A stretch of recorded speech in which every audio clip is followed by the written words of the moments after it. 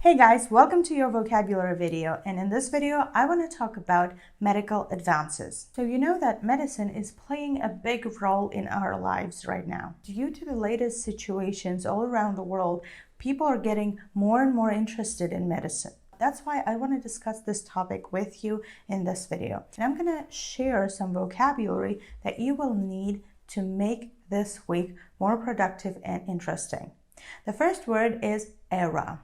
Era is a period of time for which particular events or stages of development are typical. For example, we had an era of national medicine, or elsewhere traditional medicine. Now we have an era of computerized medicine. Next phrasal verb is to advance in. To advance in something means to make great progress in something. And the noun advance in something means the forward moving in something, or the development, or the moving to the next stage. Next word is a decade. Decade is a period of time that consists 10 years, usually between the year 0 and 9. Like the year 2000 to the year 2009 is a decade. Next word is conventional. Conventional means traditional or ordinary. For example, some people still use conventional medicine. Next word is diagnostics. Diagnostics is the process of identifying a particular illness using different signs and symptoms, analyzing them. Next phrase is to restrict something to somebody. It means to limit the activities or movements of someone, or to reduce something. We can restrict sugar to someone.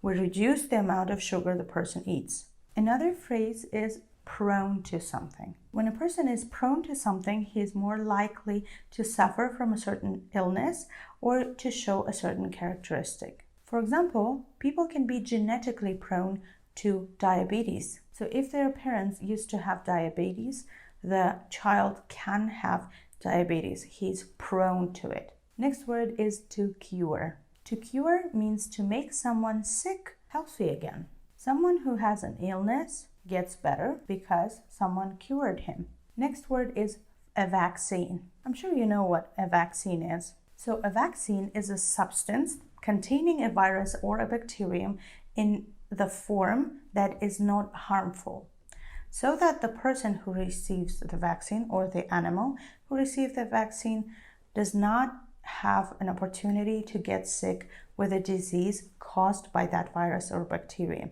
Next word is to eradicate. To eradicate means to get rid of something completely or to destroy something bad. For example, we all know that the vaccine from smallpox eradicated that disease.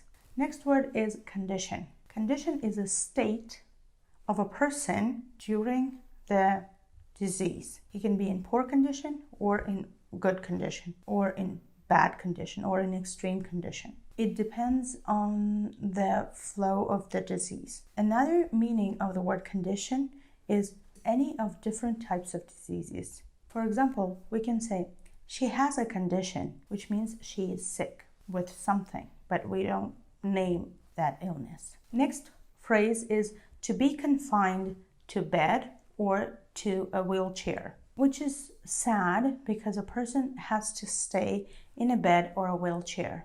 Usually that happens after severe illnesses or after accidents and traumas. Next word is invasive. When something is invasive, it is moving into all areas of something and is difficult to stop. Sometimes you can see invasive procedures, which means that you penetrate the body. You go through the body. For example, if you get an injection, that's invasive. Or if you get an operation, that's also invasive. But if you just apply some patches, that's not invasive. Next word is a procedure. A procedure is a set of actions that is official and accepted way of doing something. For example, a surgical procedure is a procedure that is completed during the operation, and it has a certain instruction. Next word that you probably know is an organ. An organ is a part of the body of an animal, human, or a plant that has a special function. The next one is a transplant. I'm sure you've heard about transplantation of organs. So a transplant is an organ from a donor, and a transplantation is a medical operation when a new organ is put into someone's body. Next word is to resume something. To resume something means to start again after a pause or a stop. For example, you were studying, then you got distracted, you went to drink some tea, and then you came back and you resumed studying. You started doing it again after a pause.